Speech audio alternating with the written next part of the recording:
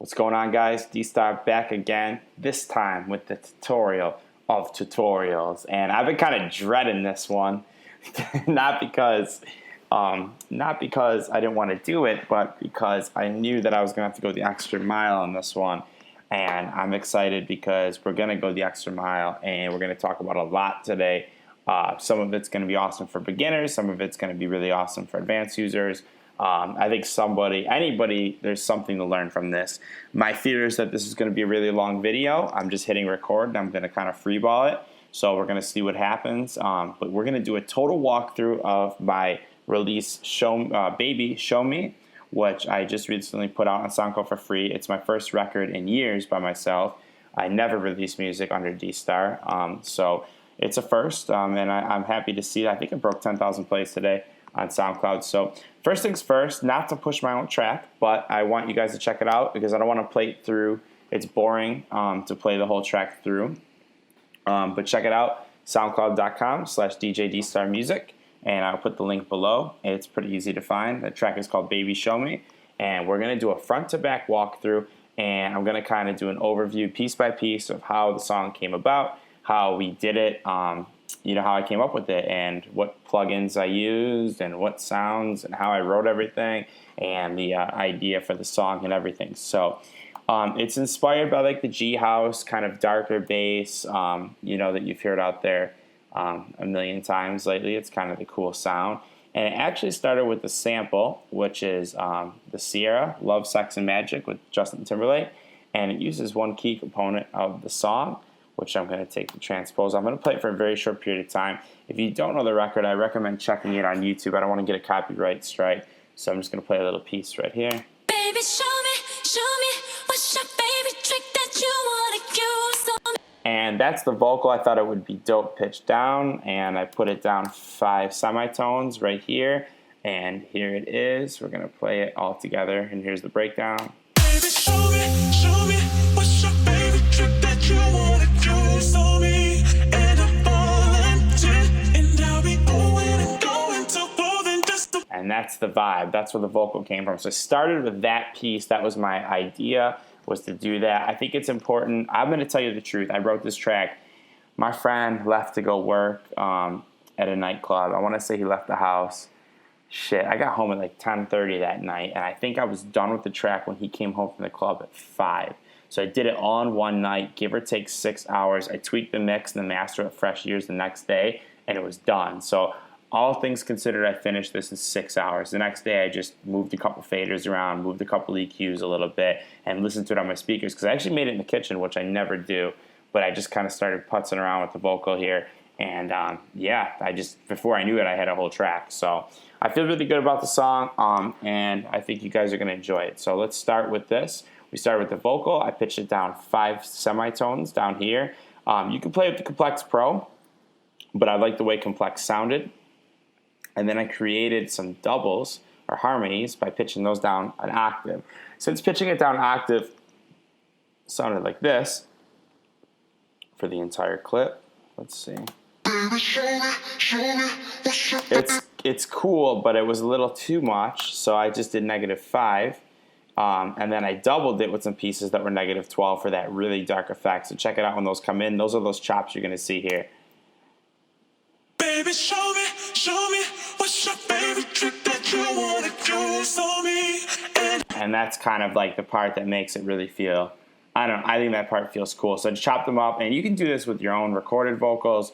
You can do this, everybody's pitching them up now too. You hear it all the time in remixes and stuff like that. Everybody's pitching their vocals up, and chopping those pieces in. So definitely worth experimenting with if you have a flat acapella and you want to make it feel a little bit more your own.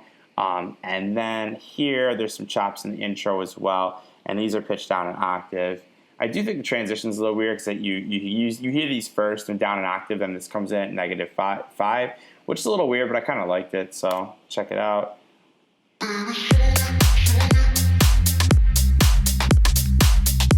So that's cool. And then I think there's something here.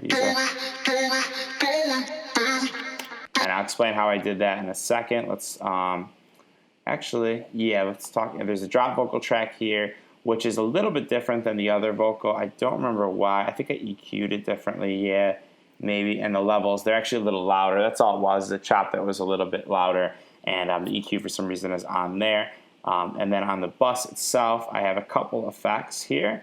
Some of these are super handy. The CLA vocals is the first one. I put this pretty much on every vocal track in the game that I've ever used. I think a lot of prop producers use it too.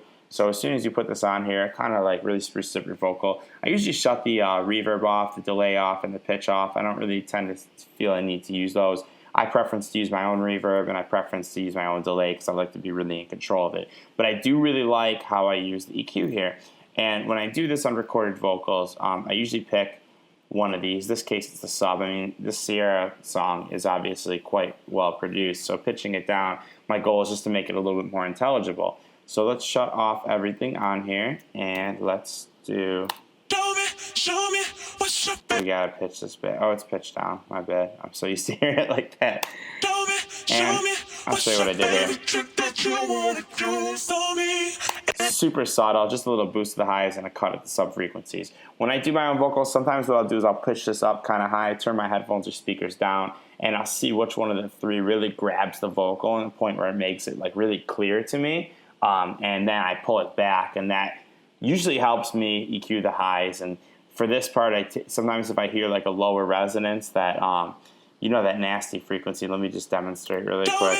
It probably doesn't exist in this because it's such a high pitched vocal, but that nasty like that. Like if I record a vocal and the mic positioning is a little weird or something like that, I'll usually use this or a combination of this to pull it down, and then a spectral EQ, or a parametric EQ. I'm sorry, I said spectrum because I was looking at the spectrum.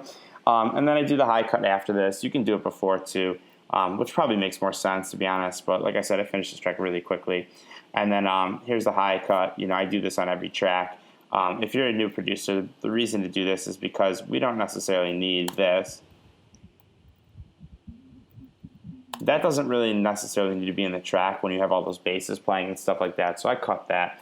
I'm sure that's 101 for some of you guys, but for some it's not. So that, to be honest, to get a clean mix, a lot of it's just volume and maybe just cutting the highs or cutting the lows and just using the volume right and making sure that every piece is placed in the right place.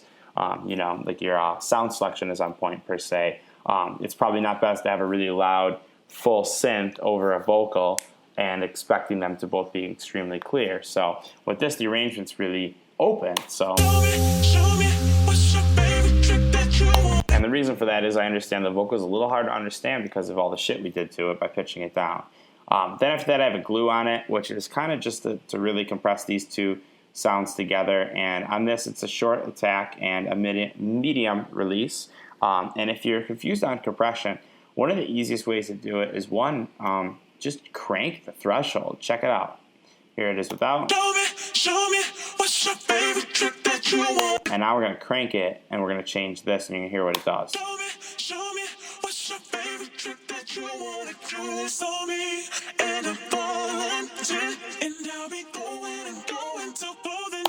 So you can kind of hear what you're doing when you tweak these knobs if you really just push it to the max. Let me set this thing back. So that's one way to really use a compressor. It's an explanation for another day, but that's just a quick trick if you have no fucking idea what you're doing. My purpose behind this was to just compress the two vocals together and make them feel a little bit more like one. It's called the glue for a reason. It's based on the SSL, which is probably one of the best, if not the best, compressors. And it was once said, I don't know who said it, that the record is not finished until it runs through the SSL. And that said, I like it on buses. It's my favorite bus compressor, and probably one of the Ableton plugins I actually like. There's not too many. So the ratio is a 2-to-1, and that makes it pretty, not very aggressive. And that's it. We move to the Baja room, which is my reverb, and there's no secrets here. It's just a reverb. And then here's the bass clef easy washout, which is automated through the build-up. And this thing, I just feel like it's straight cheating. Dada Life has the Endless Smile coming in, which is kind of a similar version of this. I haven't seen it or played with it yet, but it seems like it's going to be pretty dope. And it's kind of the exact same thing. This, you automate it up, and it washes out the sound. So check it out.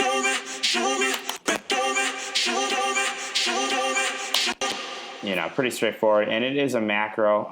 It's a grain delay, which I usually shut that off because it knocks things out of time sometimes. Auto filter, reverb, EQ, another delay, and then a compressor to control the volume. Really straightforward.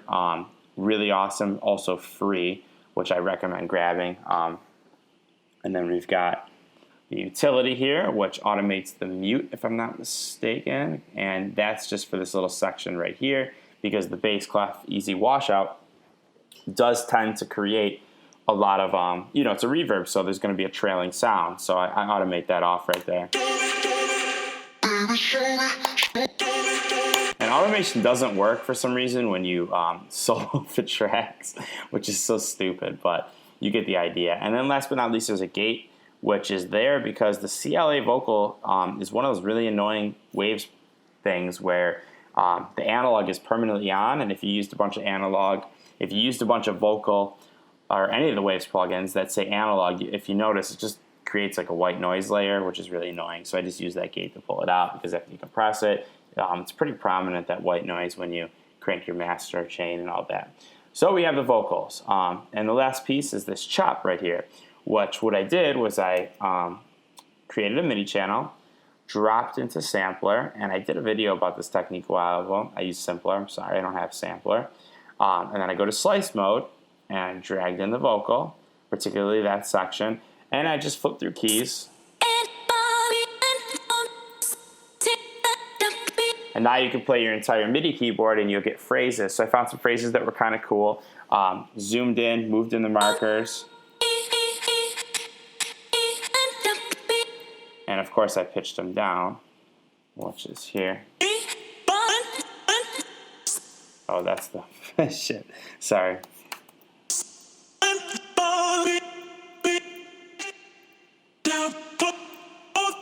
So I came up with some chops. I sliced it. You can change the sensitivity here, which is going to change how often it chops, and it's pretty low.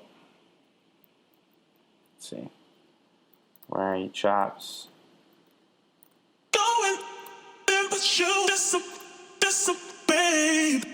And that created some unintelligible kind of chops that really fit well after the main drop. Check it out.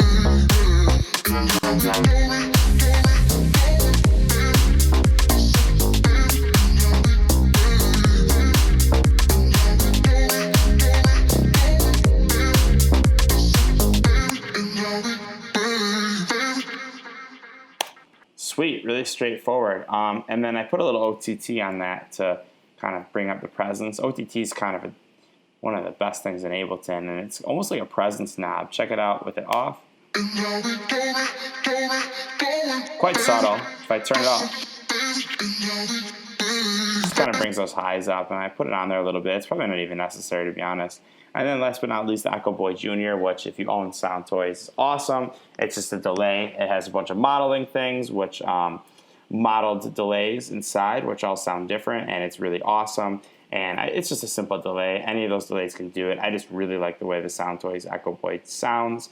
Sound Toys to me are some of the best sounding plugins, so it's a no-brainer. If you have it, you know it, and that's awesome. So back on track, getting away from the engineering, more on the creative side. Let's talk about the song. So it started with me pitching that sample down. I'm like, man, that sounds really dope. I like to start with a sample or idea. I think I can knock tracks out in about 5 or 6 hours, give or take, sometimes even less, if I have a really good idea and I can kind of understand what I want the song to be. If I sit down in Ableton with no real goal in mind and I'm just plucking around, I'm making synth sounds and stuff like that, I will probably sit there for 8 hours and not create shit and not make anything, and it'll just be a waste of my time. And that's it. And I'll probably end up with a couple patches or a couple cool chord progressions or maybe a melody if I'm lucky, but I don't have direction. So a lot of times when I sit down to write a track, I want it to sit down and write a track because it's coming out of me and it's just in my head and the idea is there and I'm like, man, this would be really cool, so on and so forth. I think if you're an artist and you're trying to write a book and you don't really have something to write a book about and you just sit there and you just start typing on your typewriter, you're probably not going to really write a compelling story.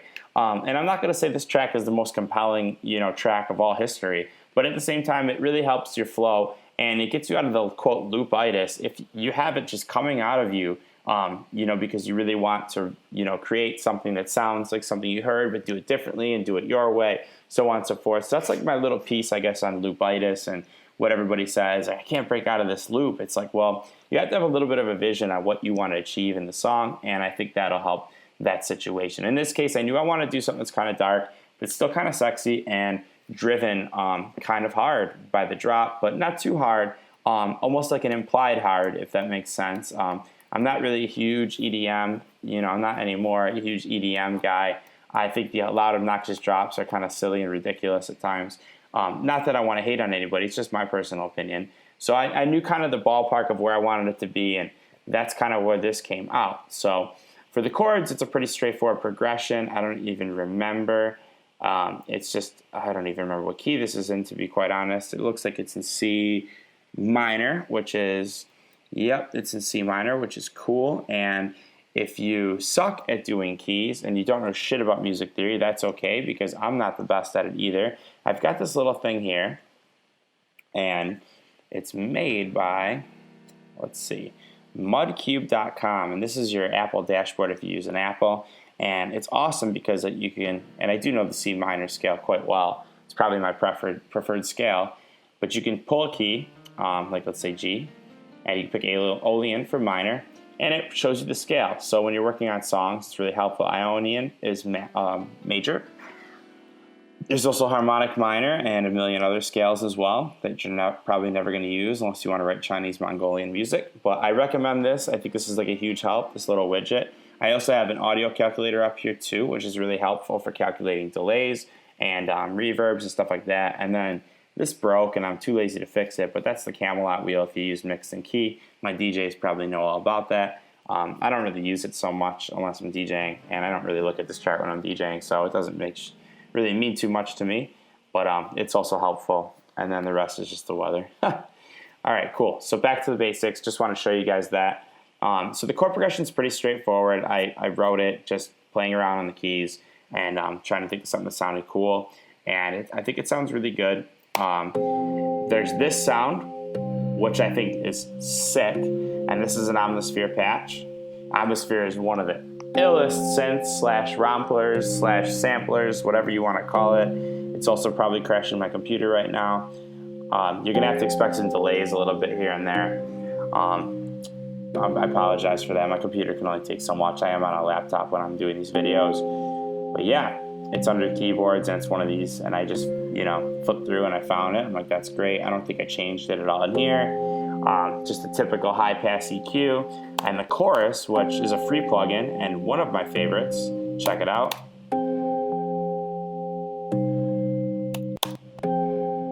And I love this chorus because it kind of smooths out a lot of, it's so good on these electric pianos. I really like the M1 electric pianos too. I'm going to show them to you. I've used these on a ton of shit. I bet you if you really know the Solid Disco catalog, you're probably going to recognize some sounds out of this, especially some of our older work.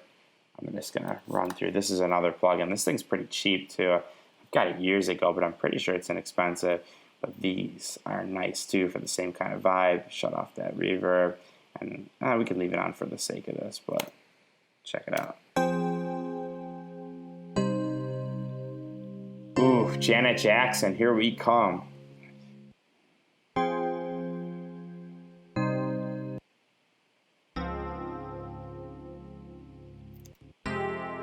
Yeah, those are all fire, and you can process them to make them sound even more fire, so just an idea. That's some places I looked. The M1 is like the nexus of like 1991, so it's loaded with good sounds, and nobody's really using it right now. Well, a lot of pro producers are using it, but I don't see guys reaching for it. Everybody's like Serum, Atmosphere, super expensive, awesome plugins. Don't get me wrong, those are dope, and I even used Atmosphere in exchange, but I just want to show you guys the M1.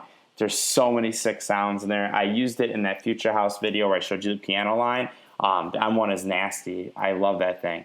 Yeah, TAL Chorus, one of my favorite free plugins, if not my top free plugin. And then the rest is just filters and a utility to automate this up a little bit during the drop. And just that section particularly because the vocals are there. And then I've got myself a filter which goes in and out throughout the track. And you can hear this one, it's a high pass, and that's just for the build. It's super simple. You're really not missing much here. This stuff is all really straightforward. Next up, we've got the pads. I'm going to freeze this again. And you guys got to bear with me a little bit because I don't want the CPU to just be clipping all over the place. All right, it's taking too long. Never mind. This is going to kill the computer. This is going to kill the computer, I think. And this is a super simple patch, and the computer's still going, so that's cool. Just a saw wave filtered down, and the filter slowly comes up to create movement throughout the break. Because that piano is just playing what it's playing and there's no filter action, I always want to have something opening up, closing, or happening during the break, if not a few things. So during this breakdown section, you'll find me using a lot of these, and it's such a simple patch. I probably made it 5 seconds to write the chords, to be honest with you. I don't remember. And I just left it in there because I'm like, that sounds great. So this opens up, and the chord holds out here to create tension in the break and the build up.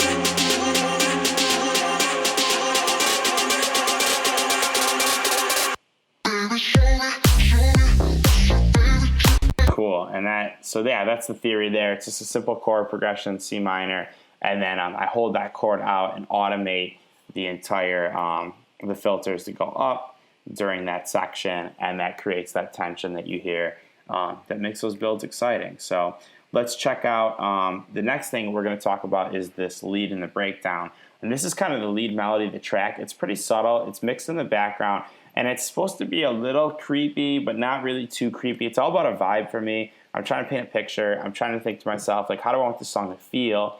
Not so much just throwing shit at it and seeing what sticks, although that is sometimes a technique. Just in this case, I wanted it to be kind of dark and kind of sexy. So I ended up with a Nexus 2 patch, which I probably could have made this in Serum pretty easily. It's not really a complicated patch, just kind of a simple brass synth. And the reason I use Nexus probably is because I was flipping through and I liked it. I'm like, that's cool. And again, I opened the filter up throughout time. But what's important here is how I came up with this patch, and I'll show you how I did it. I don't know if we're going to be able to recreate it, but I took this main chord and I put it on, let's duplicate this too, and I put it on Tshulu. Oh my God, you guys in the comments are going to kill me because I suck at pronouncing that. So please, just spare me one of these days, please.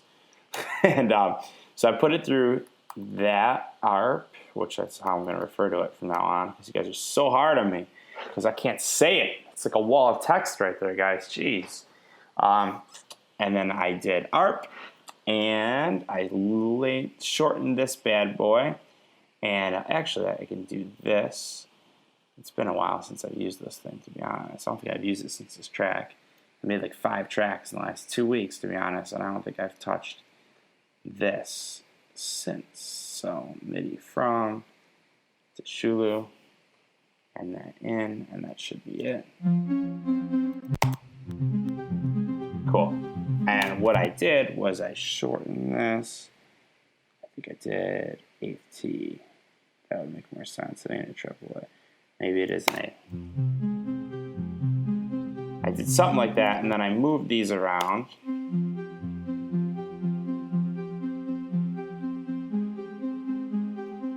That's kind of dope. And then I hit record. Come on, baby. That's kind of a cool alternate line, to be honest with you. I think mine, maybe I used the whole chord progression when I did this. I must have, because that creates that progression.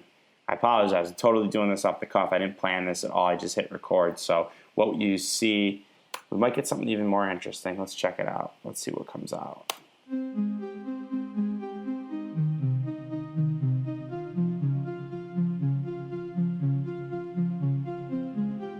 Cool, that's dope. Let's try. And each one of these, what you start with, is going to create a different vibe. If you want more of a dissonant, more of a minor, more of a dark feel, you want to use a little bit more 6, 7, 4. Stay away from the 5th is always good, but try using a little bit more of the odd ones. The 5th is like less dissonant, and it's going to sound a little bit more anchored. So it all depends what you're going for. But the best way, honestly, to be honest, my explanation is trash, because you can just move these around and see what it does.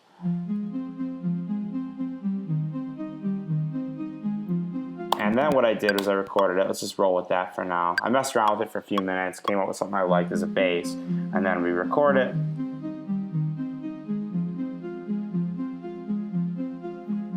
And then what we did was we shut this bad boy off. I think I deleted it. Whatever. We're gonna delete it. Why not? And I do all ins. And we're gonna go back to auto, and we're gonna get this MIDI back. And then what we're gonna do is we're gonna go and we're gonna micro edit, make it more rhythmic. So.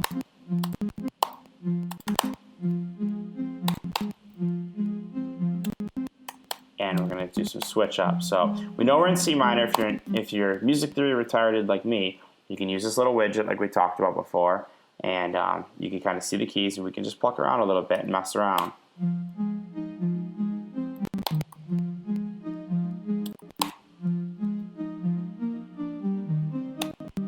Something like that. And then we're going to change this rhythm too.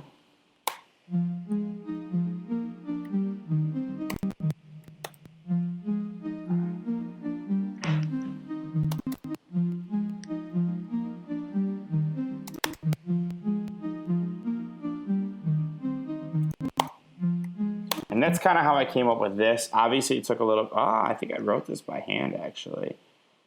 Damn. Well, that's a wow.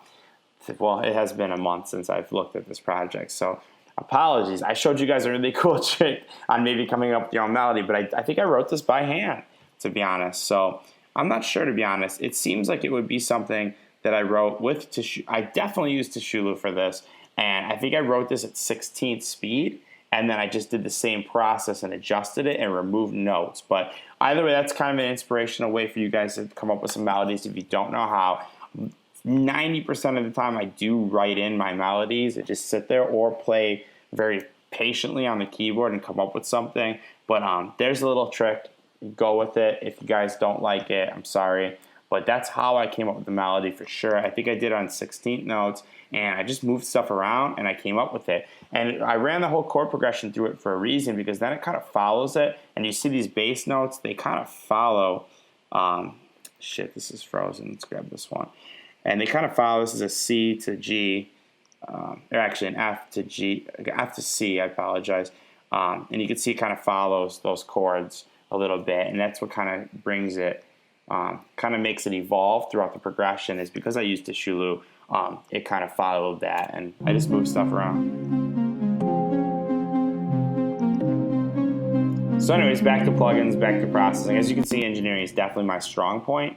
Writing melodies and writing stuff like that is not my strong point, but I'm able to know what sounds right and what sounds good. So I think I can pull it off. It's just not my best. If I work in the studio with it's a collaboration, or if it's ghost production or something like that, and I end up using musicians to kind of get somewhere, man, like we can make songs in hours, because having somebody just play the keys and come up with a melody, it's very easy for me as a producer to coach them and say, hey, this is too dark, let's go a little bit poppy. Because for me, the total picture is about the vibe. It's not necessarily about what plugins or, I don't know. It's more about the vibe when it comes to really producing songs that make sense. And even though I am engineer-minded, it's kind of a gift and a curse. So we'll see. I think I know how to make songs sound really good, but I'm still trying to figure out how to make songs that connect with people every single time. And that's something that's a life lesson. Anyways, not to preach, not to rant. Here's another high cut with a shelf, and the reason I did this was to cut out a lot of that weight. And I think that sits this melody behind the vocal a little nicer by cutting that out. And I'll show you exactly what part.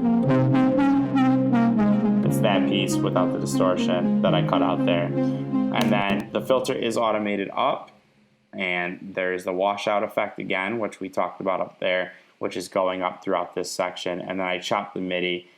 So this follows that first chord that we know. So the loop is set to that first piece right there. And then it chops smaller and smaller there, which creates a buildup. And the Echo Boy, I don't believe I didn't automate this, but that creates a little bit of rhythm and bounce and makes it not feel so dry. And this creates that buildup. And then there's a mute after that. And a lot of times I'll copy and paste, so I'll grab these two and I'll copy and paste them on a few things. And that way I don't have to re-automate them over and over again, so it saves time. And last but not least, this is really boring, but there's a little string in the background. it's there. And this just creates kind of a background noise. And if I play you the song right now, I'm going to mute it. It's pretty subtle. Turn it up a little bit. When it's not there, it's just kind of missing something. It's kind of a noise floor. Again, nothing really too special. Just a little trick to kind of create a level of depth. If you envision a cube, like a 3D cube, left and right would be your panning. Up and down would be the bass to the highs, and back and forth would be the volume with all the mixes. I like to have something in the back that kind of creates that back wall so you can get a perception of depth, and in this case it's a string. It's very subtle. Let's turn it up really quick and you probably won't even really notice it, but I'll shut it off and you'll notice it when it's gone. Show me what's your favorite trick that you wanna do. Show me, and I'm falling just a bit. Again, super subtle, and it's only really noticeable in spots where the vocal is not playing. So again, it's a stupid little trick. I think it sounds cool. Okay, let's move on to the Reefs, which is a famous bass from a long time ago. Let me unfreeze this bad boy. Actually, it's not frozen. That's cool. And the pitch on here is just, I don't remember why I did that. Oh, it's a preset. That's kind of lame of me. Oh, and well, normally you can make these pretty quickly in Serum. That's kind of lame of me that I did that. But I must have been in writing mode and not giving a shit about all that kind of stuff. So this is pretty straightforward. You can do this with a detuned saw. What am I doing here? You can do this with a detuned saw. And let's try this.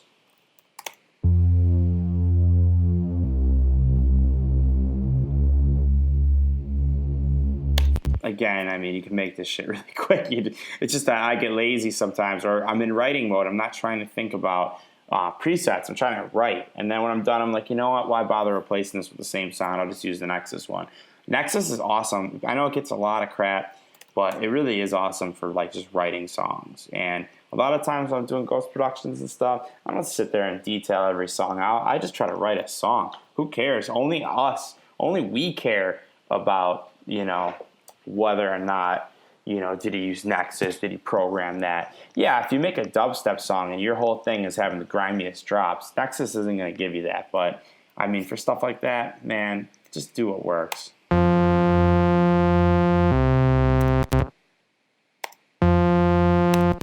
That sounds terrible. Why is that like that? Oh, this right here.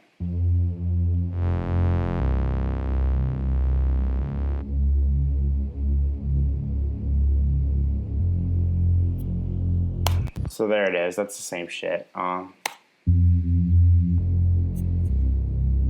would even argue that one's kind of fatter in some ways, and theirs is fat in other ways. You get the idea. So it can be made in 10 seconds. Sorry, I just had to prove myself there really quick, guys. Don't mind me. My manhood shrunk a little bit there when I saw Nexus on there, so just had to, you know, settle the score. I'm just kidding. So same thing. I don't think I even automated this. Yeah, there's a little frequency automation. Same thing. These follow the root notes of the bass, which I created in the chords here. And let's turn off the processing really quick, and we'll show you what I did to it. Let's see. Well, we don't want to turn off Nexus because that's going to make no sound. I grabbed it all bags. And the distortion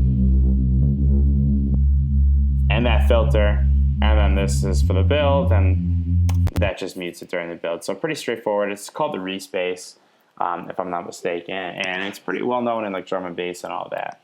Next up is the bass and the drop. We'll talk about that when we get to the drop, and then we're going to talk about the drums, which in the breakdown are pretty uneventful. There's just a snap, which is out of the lovely Cashmere pack, which got snaps for days. Those snaps are crazy. And then the effects, just a little exhaust from Cashmere. I don't go too hard on the effects. I think it's I think the white noise, it pains me. I wish I could just make songs without white noise, but it just feels empty without it. So cool. So that's the breakdown, and let's keep it moving. Let's talk about the drums. I did a little drum program in the build. The build I kind of covered within the breakdown. As you saw, I held out those notes, and there's a little drum piece, which is out of my snare drum collection.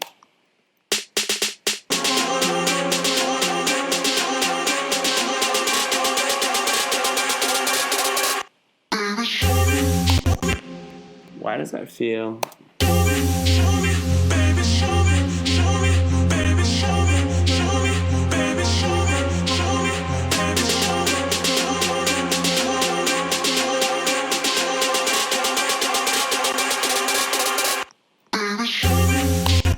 pretty straightforward. I don't know why this grid is knocked off like that, but I drew this one in. It's pretty simple. I do my all my drums by hand with the sampler. I know some people are like, man, you don't use like a drum machine or anything like that, but I like to control each individual piece. And the only automation you're really going to see here is a pitch automation, I think. But I did it right here by grabbing that and drawing that up 7 semitones, and I curved it, and that creates that little, at the end, a little. And I do it in there instead of the pitch bend on the controller, because obviously you don't get, I think you only get like 3 semitones. And in Simpler, I do own a legitimate copy of Ableton, and I try to buy all my software. And one of the things you don't get if you buy the cheapo version of Ableton is sampler. So you can't change the pitch bend distance as far as I know. So I just cheapo out, and I use the transpose knob. So whatever. And then last but not least, there's a riser right out of the Cashmere Effects. And pretty straightforward. I used his sample pack a lot here, I guess, huh? And that's it. That's the build up.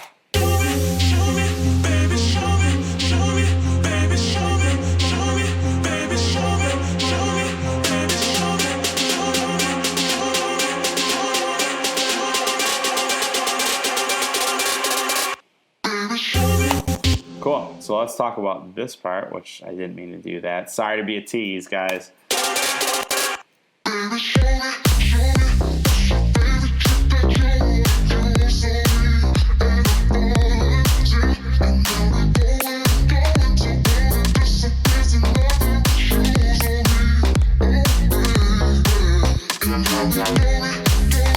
Okay, I'm done. Sorry. All right. So the vocals are obviously a key element. I automated it up a little bit by using a different track. And the most prominent part is the bass. So let's get into that. That's actually the simplest bass line I've ever done for a drop in the history of bass lines, to be honest with you. But it's all about the sound, and I think it sounds really dope, and I don't think people care. If people are like, it's simple, then fine, it's simple, but it works. It's a really simple serum patch. It's 7. It's a super saw, essentially, pitched way down. And we've got the filter automation here, which triggers on envelope 2 to open and close the filter. Really simple. But my goal was to push it as much as I could without it breaking up. In the effects region, I put a hyper dimension expander on it, and it just gives it a little stereo. A little more stereo, and that's all there is to it. There's a little bit of decay on this to keep some dynamic. I went back when I was mixing and I put that down a little bit.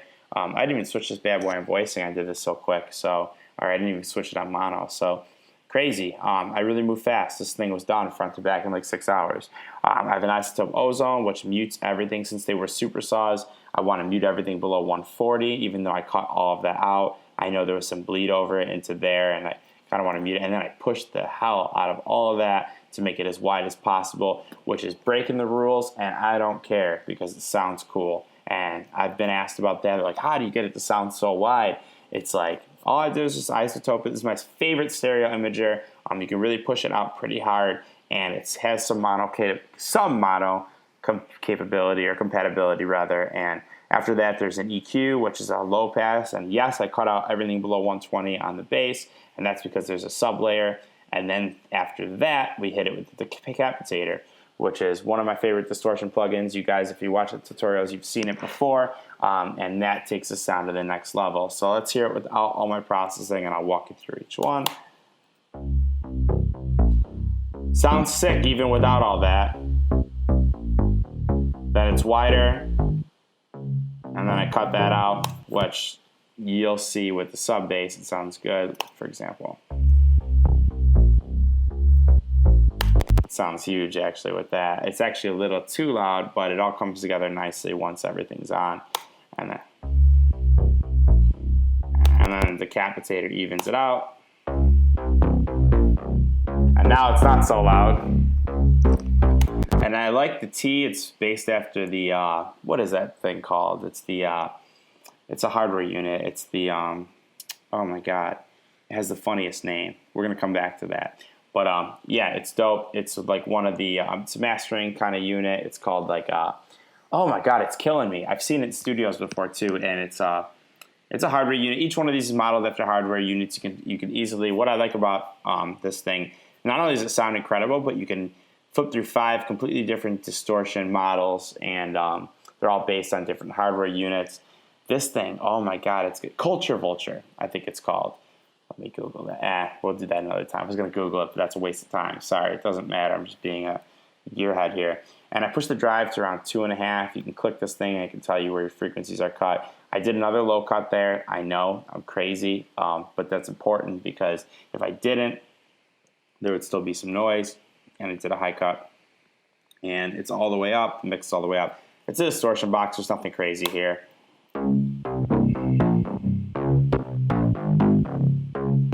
I find the T to be a little less aggressive, but it works. And then last but not least, I shelved off, or I did a low pass.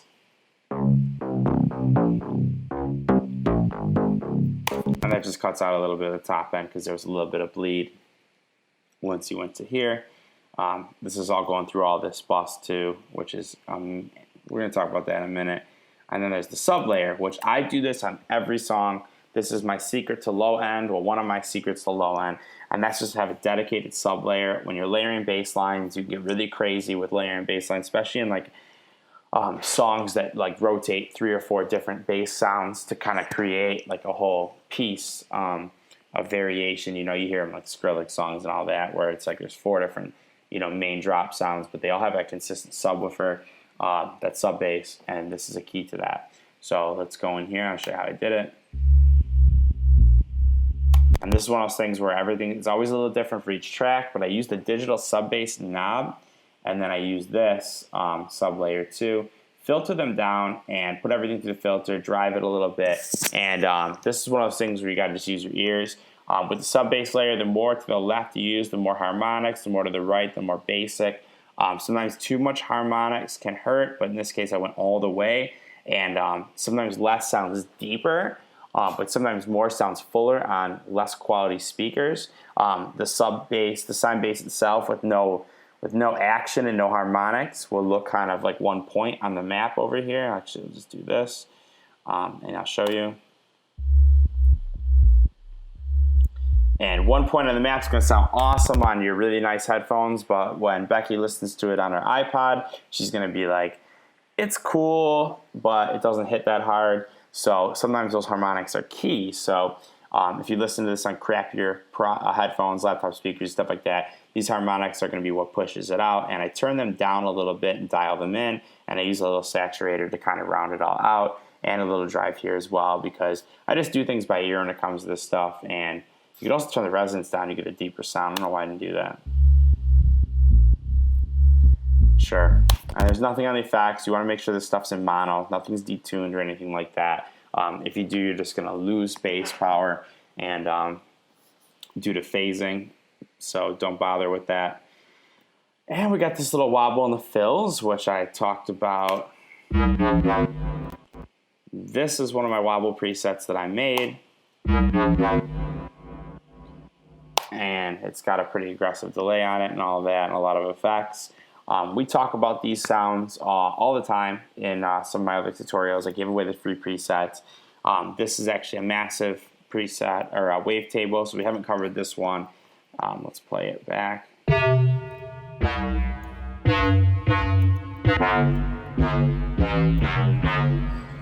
This is a massive wavetable, FM from B. The FM is up on this analog BD, which is a sine wave with a little bit of harmonics in it. And the levels turn all the way down, so all you're really hearing is one wavetable. The FM, you know, this isn't actually making a sound. It's turned down all the way. But what it is doing is it's moving a little bit due to the wavetable position, which is everything's off this LFO right here. And I just throw stuff at it until I get the sound I want. And in this case, it's exactly what I want. The DigiCook seems like it's kind of based off a sine wave with a ton of harmonics, like an FM kind of thing. And it gives me exactly what I'm looking for. The HP is a high pass versus peak with a peak filter, and that gives you that whoa, you know, kind of sound that you're looking for without it. Bass still sounds nasty, but that just adds that extra oomph. I didn't push it too much. If I went higher on it, it would probably have more oomph. Watch. Yeah, cool. So you can just kind of showing you my mentality with sound design here. And then the levels also off the LFO. So all of these things are really just off the LFO, and the mix on that is even on the LFO. If you want to get crazy, you can turn it up. You know, the options are endless, guys. I do a ton of sound design tutorials, and I'm going to do a ton more. So if you want to see them, check them out. And then as far as the effects go, there's distortion, the hyperdimension to give it space, another EQ to sweep those lows off, as well as a high boost, and the OTT built into Serum, which is awesome. And then another filter.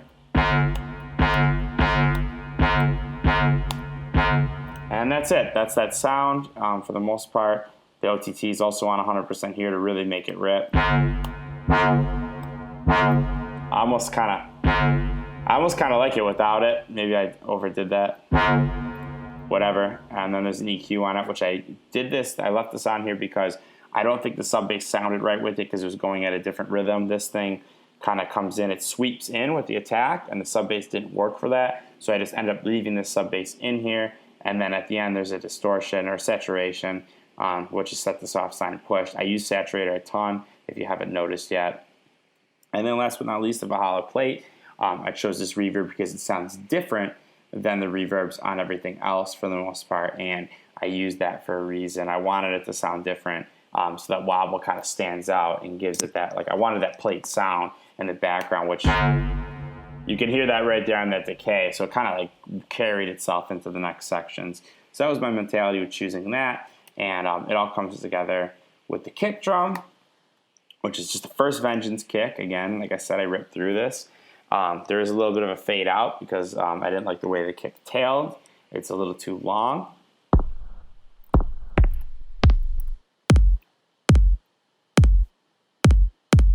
So I tightened that up really quick with the fade out in the Ableton sampler. Other than that, it is tuned down to F. I'm not sure why it's an F. It probably just sounded the best. I think the bass, like we discussed, I think the song was in C minor, as we had shown. Yeah, it is. But F, I think, is what sounded right. I don't always tune based on, did I do that +1? Because that would make more sense. Nope, it's -1. It is an F. I don't do everything based on, yeah, that's weird that I did that in F. Must have just sounded better in F sometimes, but it should have been in G because that would have been a perfect fifth, which in C minor would have been a little less. Let's check it out. Let's see why I did that. Maybe I messed up. Let's hear it.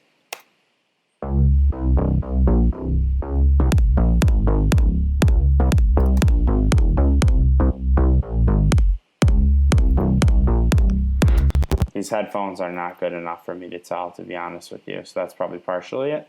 I probably would have changed it if I was in the studio, but either way, maybe you guys can hear it and you'll know and say, man, it sounds way better, pitch down. Whatever it is, use your ears. That's the key. I don't think anything sounds wrong because I tuned the key to, it's in key still, but it's a fourth, which is a little dissonant.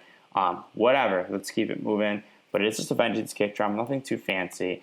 But what makes this all come together is this bus right here, and the compression most importantly. So let's shut this off really quickly, and I'm going to talk to you about two tricks with the kick and the bass, and then we're going to wrap up this video pretty soon because it's got to be getting pretty long by now. And with the processing on,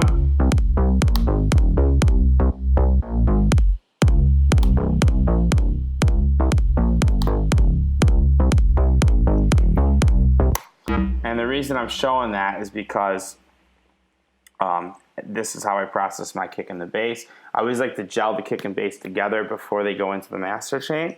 And here's the processing I usually do. This is a -100 on this low end to mono it out. And this is just, you know, it should be in mono. Anything below 150, you might as well put it in mono. You guys can break the rules on it, but I'm telling you, man, it's not worth it. It's not going to really help you. It's not going to make your song sound different. I use the BBE harmonic maximizer here to give it a little more sub bass. And most importantly, that's you don't need that. It's just a touch. It adds a little bit of a touch. On these headphones, I can't even really hear the difference. In the studio, I can. So I usually like adding that because it just fills out the low end a little bit for me. But here's the key component here, and that's just compressing these two together. I don't want to choose too low of an attack because if it's too short, it's going to take away from the punch and the kick. Check it out.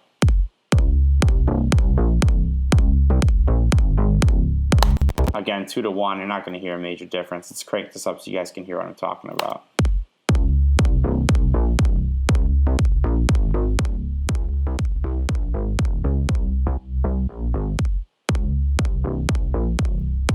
See how that kind of feels right when you crank it up? It just kind of like, it flows a little bit better.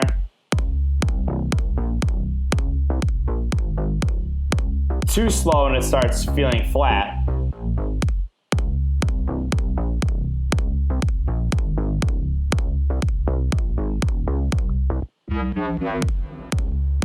And if I lower that, it not only distorts because the release, we'll talk about that in a second. It's going to distort actually if you use a very low release and a very low attack and you push the compressor this much. Why? Well, because this is a 0.01 millisecond attack and this is a 0.1 millisecond release.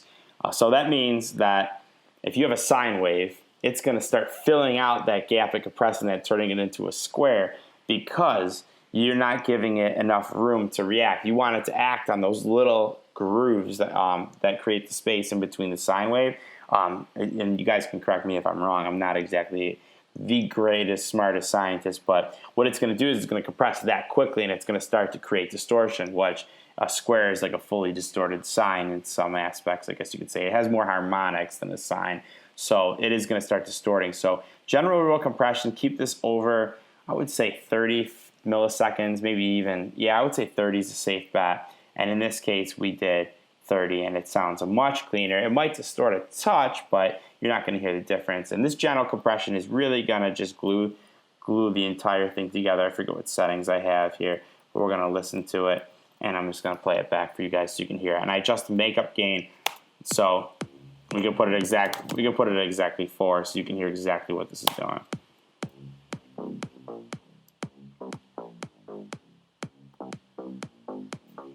And that, for me, brings the kick and the bass a lot more together and fuller and as one. So there's my compression settings for that. It varies depending on the tempo of the track, but that setting works good for this type of music, which is around 120 beats per minute. And last but not least, we got the VPS scope. Watch. This is going to be, I'm going to try to condense because I know this is getting really long. Hopefully you guys enjoy this. I know there's going to be some ass who thumbs down me because it's like, oh, this is a half an hour, this dude just talking. But sorry, bro, that's what you signed up for. I apologize in advance. I'm trying to make it as helpful as possible, so please respect that. That said, I set this to this is a oscilloscope. It's free if you own some of the Vengeance plugins, which I am fortunate enough to do. And here's my kick.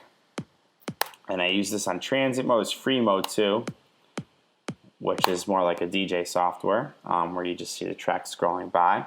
And I put this on my kick and my bass for one real reason, and that's to shorten the length of the kick drum and make it match my sidechain settings.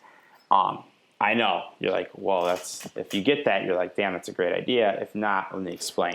So when it comes to kick and bass, you can only really have one element playing at the same time in that subwoofer region, or else it just muddies it right up, period. So what I like to do is I like to use a volume shaper. In this case, I use the Vengeance sidechain because I've had it for so long. It was the first of its kind. And I use the scope here, and I look to see how long the kick drum is. And in this case, it trails right at an eighth, which is perfect, and that's why I did that fade out before. And then I look at my bass, which I set my sidechain to. And the kick and the bass fully fades in. There is a little bit of bleed over, but the bass fully bleeds in at an eighth note. So what that means is together, these bad boys are going to feel really right together because one is playing at the same time. So in house music, an eighth note length kick is usually about right. You can go shorter if you're doing something that's more bass driven. If you're doing like a live bass guitar or something like that, you can go down to a 16th, or you can even go in between the two. As long as your settings, number one thing is your ears, 100% your ears. Don't use this stuff and be like, this is the rules, because it's not. And I know there's going to be some guy in the comments who's like, that's not how I do this. you should do it like this, and that's fine. But at the end of the day, your ears are the judge, so use your ears most importantly. But this is really helpful, and again, I did this on headphones, and I think I did the final mix in my studio. I don't even remember, to be honest, and yeah, I mean, this is a quick way to know, hey, sub bass should be playing, how to set your side chain, whatever, here and there. So I use that tool all the time. Okay, let's talk about the drums, and they're pretty straightforward. There's a lot of loops, and I talked about how I chopped up. This is where I came up with that technique, to be honest with you, where I talked about in a few videos back. I took a bunch of those Vengeance loops, and I actually chopped them, and I removed pieces of them, and added a couple of sounds here and there. My clap, right here, which is just a pretty standard. Let's just mute these, and let's just play just the kick and the bass and the drums.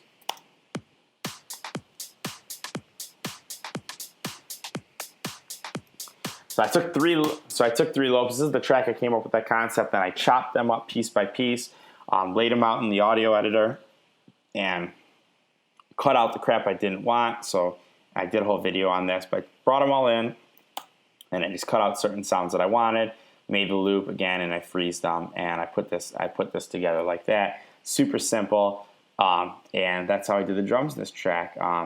There is a halftime section over here, which I just programmed these 808s, and they're straight. It's pretty simple. This track didn't require like a PhD to complete. It's the trap hats right here, and that's here.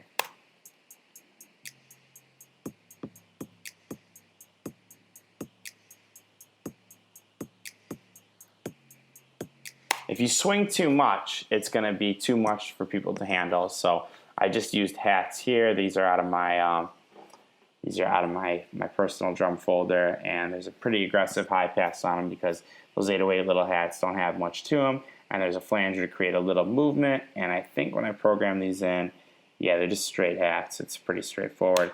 These are nice because this creates a little movement. You can't even really hear this, can you? That's crazy. But yeah, I usually use a little flanger just to create a little movement on it. I probably could have pushed the feedback a little bit more. But yeah, that's it. And then the 808s and the hi-hats, same kind of thing with the kick and the bass, where when the top plays, this has to be sidechained to where the 808's not really playing. So there's two kicks, and the length of this top kick determines the length of the side chain on this 808. So just, yeah, same thing. When this is playing, the 808's not playing, and that's as easy as it gets. For processing, this is the kick that's, again, out of my personal folder for samples. And it's tuned, and it's pitched. And then there's a transient designer to add more snap, which just gives it a little bit of knock. That's the trans X out of waves. And then this creates it in mono. And then there's this trigger that triggers the sidechain. And we look to see how long this is, if it's going through the kick and the bass. Again, these are compressed together. And you're going to use this, and you can see how long. This is actually the best time to use this, to be honest.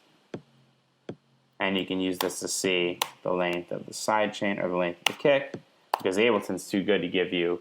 They're too above giving you actual milliseconds sometimes. They do in the sampler, but it's easier to just see it in here. And that's that. And then this sidechain reacts to the timing of that kick, which is, I actually set it to an 8th note. So altogether, you get this one big fat 808, which doesn't look that fat in there because it's not going through the limiter yet, but you got it. And that's how that's been done. So that's how I do my side chaining on those, and that's how I layer those 808s, and altogether that section sounds like this. Show me what's your favorite trick that you wanna do. Show me, and I'm falling to, and now we going. And all things considered, I probably could have pushed these a little bit more in volume, to be honest, but I didn't want it to overpower the vocal. It was supposed to be kind of dark and kind of chill. So yeah, tread at your own risk. The mixing could have been more aggressive there, but it wasn't, because I wanted it to be more about the vocal. And that's it, I think, guys. That covers pretty much everything on this track that I can think of. Cool. If you got something out of this, if you like this is like a full walkthrough. I I know this was a long one. I hope you guys enjoyed it. Please leave a comment, give me a thumbs up, and most importantly, subscribe. I'm trying to build this channel up, and your subscription means the world. So if you guys got something out of this, please hit subscribe. And yeah, ask away for questions. I'll try my best to answer you. And enjoy, guys. And you can also download this track for free on my SoundCloud. Yeah, all right, guys, take it easy.